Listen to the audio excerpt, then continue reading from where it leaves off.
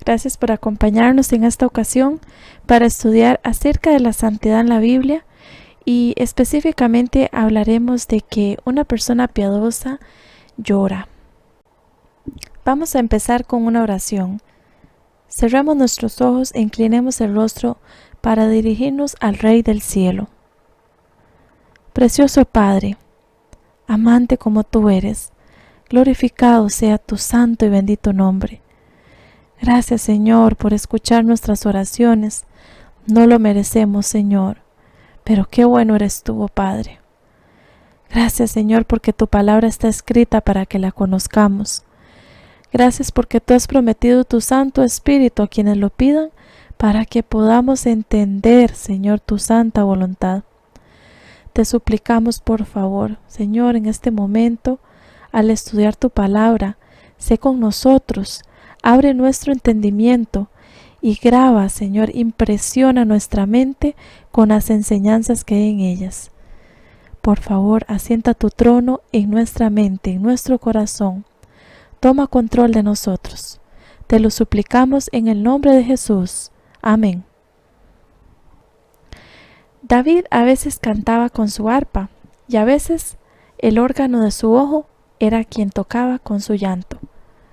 El Salmo 6, versículo 6 nos dice: riego mi sillón con mis lágrimas. La gracia disuelve y licúa el alma, causando un deshielo espiritual. La pena del corazón corre hacia el ojo. Leamos el Salmo 31:9.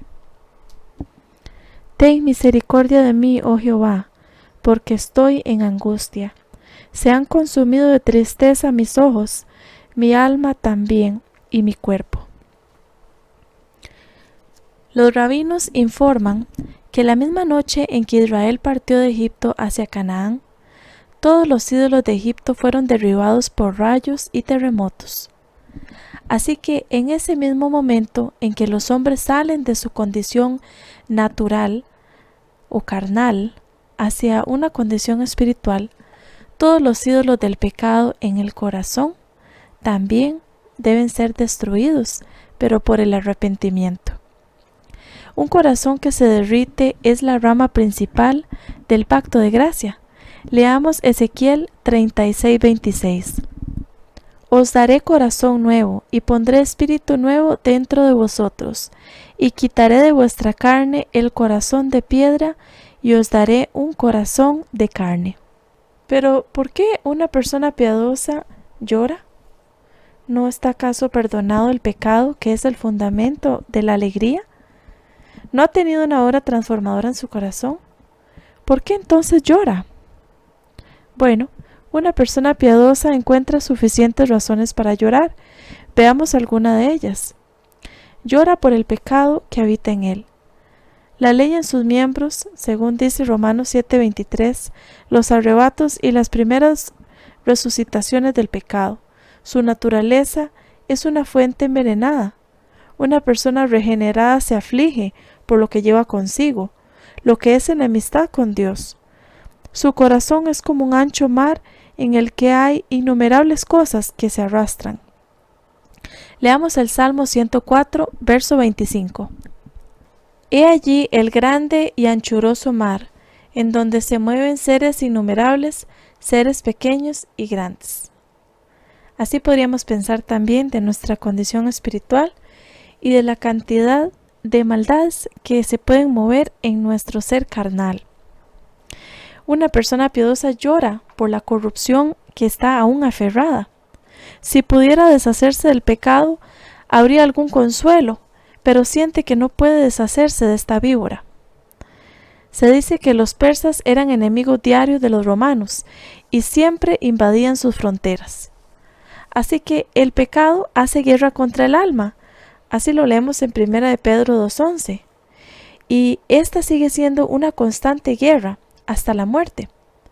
¿Acaso no causa esto lágrimas? Un hijo de Dios llora que a veces es superado por la prevalencia de la corrupción. Dice Romanos 7:19, porque no hago el bien que quiero hacer, sino que practico el mal que no quiero hacer. ¿Cuántas veces una persona es dominada por el orgullo y la pasión? cuando está buscando la santificación. No puede dejar de afligir a una persona regenerada al pensar que debe ser tan débil como para volver a poner este fuego en su pecho después de haber creído que lo ha apagado. Una persona piadosa llora por el sentido de amor de Dios también. El oro es el más fino y sólido de todos los metales, pero se derrite más rápido en el fuego. Los corazones, que son corazones de oro, son los que más pronto se derriten en lágrimas por el fuego del amor de Dios. Una vez conocí a un hombre santo que caminaba por su jardín y derramaba muchas lágrimas. Cuando un amigo se le acercó accidentalmente y le preguntó ¿por qué lloras?, se puso a llorar con esta expresión: «Oh, el amor de Cristo, el amor de Cristo. Así hemos visto la nube derretida en agua por los rayos del sol». Estaba conmovido por la misericordia de Dios que se muestra en la naturaleza. En este caso, las lágrimas vienen por un corazón enternecido por la misericordia y gracia de Dios. Pero exploremos un poco más acerca del llanto por el pecado. El pecado de una persona justificada es odioso, porque actúa en contra de sus propios principios. No solo peca contra la regla, sino contra sus principios, contra su conocimiento, sus votos, oraciones, esperanzas, experiencias. La negación de Cristo por parte de Pedro, por ejemplo, fue un pecado contra el amor. Cristo lo había inscrito entre sus apóstoles, lo había llevado al monte de transfiguración y le había mostrado la gloria del cielo en una visión. Sin embargo, después de toda esta deslumbre misericordiosa, era una ingratitud, básicamente, que negara a Cristo. Esto le hizo salir y llorar amargamente. Así lo leemos en Mateo 26, 75. El pecado de una persona que busca a Cristo es odioso porque refleja más deshonra sobre Dios. Segunda de Samuel 12:14 dice: «Con este acto has dado gran ocasión a los enemigos del Señor para blasfemar». Los pecados del pueblo de Dios ponen manchas negras en el rostro de la piedad o de la santidad. Así vemos qué causa hay para que un hijo de Dios llore incluso después de la conversión.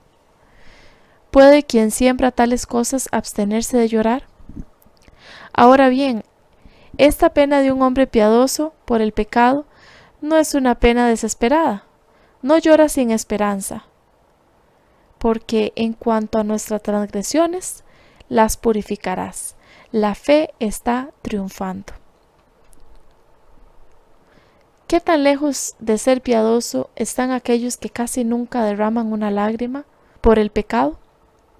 Si pierden una relación cercana, un amigo, un familiar, ahí lloran. Pero aunque estén en peligro de perder a Dios y sus almas, no lloran. ¿Cuán pocos saben lo que es estar en agonía por el pecado o lo que significa un corazón roto? Sus ojos no son como los estanques de Hesbón, llenos de agua, como dice Cantares 7:4, sino más bien como las montañas de Gilboa, que no tenían rocío sobre ellos, como dice 2 de Samuel 1:21. Era una plaga mayor para el faraón que su corazón se convirtiera en piedra al hecho de que sus ríos se convirtieron en sangre. Es peor el corazón de piedra. Las lágrimas de arrepentimiento son preciosas. Dios las pone en su botella. Sí, leamos el Salmo 56:8. Mis huidas tú has contado, pon mis lágrimas en tu redoma. ¿No están ellas en tu libro? Las lágrimas de arrepentimiento son embellecedoras. Para Dios, una lágrima en el ojo adorna más que un anillo en el dedo. El arrepentimiento puede compararse con la mirra también, que aunque es amarga al gusto, es reconfortante para el espíritu. El arrepentimiento puede ser amargo para la carne, pero es refrescante para el alma. La cera que se derrite es adecuada para el sello. Un alma que se derrite es apta para llevar el sello de las bendiciones celestiales. Démosle a Cristo el agua de nuestras lágrimas, y Él nos dará el vino de su sangre. Dice la palabra de Dios en Mateo 5:4, Bienaventurados los que lloran, porque ellos recibirán consolación. Por estas palabras, Cristo no enseña que el llorar tiene en sí poder de quitar la culpa del pecado, no. El lloro del cual Él habla no consiste en la melancolía y los lamentos. Mientras nos apesadumbramos por causa del pecado, ciertamente, debemos también regocijarnos en el precioso privilegio de ser hijos de Dios. Entonces, ¿a qué se refiere este llanto? A menudo nos apenamos porque nuestras malas acciones nos producen consecuencias desagradables. Pero esto tampoco es arrepentimiento. El verdadero pesar por el pecado es resultado de la obra del Espíritu Santo. El Espíritu revela la ingratitud del corazón, que ha despreciado y agraviado al Salvador, y nos trae contritos al pie de la cruz. Cada pecado vuelve a herir a Jesús, y al mirar a aquel a quien hemos traspasado, lloramos por los pecados que le produjeron angustia. Una tristeza tal nos va a inducir a renunciar al pecado. El mundano puede llamar debilidad a esta tristeza, a este llanto, pero es la fuerza que une al pecador con el Ser infinito mediante vínculos que no se pueden romper. El llanto al que nos habla esta bienaventuranza es la verdadera tristeza de corazón por haber pecado. A medida que una persona se siente persuadida a mirar a Cristo levantado en la cruz, percibe la pecaminosidad del ser humano. Comprende que es el pecado lo que azotó y crucificó al Señor de la gloria. Reconoce que, aunque se le amó con cariño indecible, su vida ha sido un espectáculo continuo de ingratitud y rebelión. Abandonó a su mejor amigo y abusó del don más precioso del cielo. Él mismo crucificó nuevamente al Hijo de Dios y traspasó otra vez su corazón sangrante y agobiado. Lo separó de Dios un abismo ancho, negro y hondo, y llora con corazón quebrantado. Ese llanto recibirá consolación. Dios nos revela nuestra culpabilidad para que nos refugiemos en Cristo y para que por Él seamos librados de la esclavitud del pecado, a fin de que nos regocijemos en la libertad de los hijos de Dios.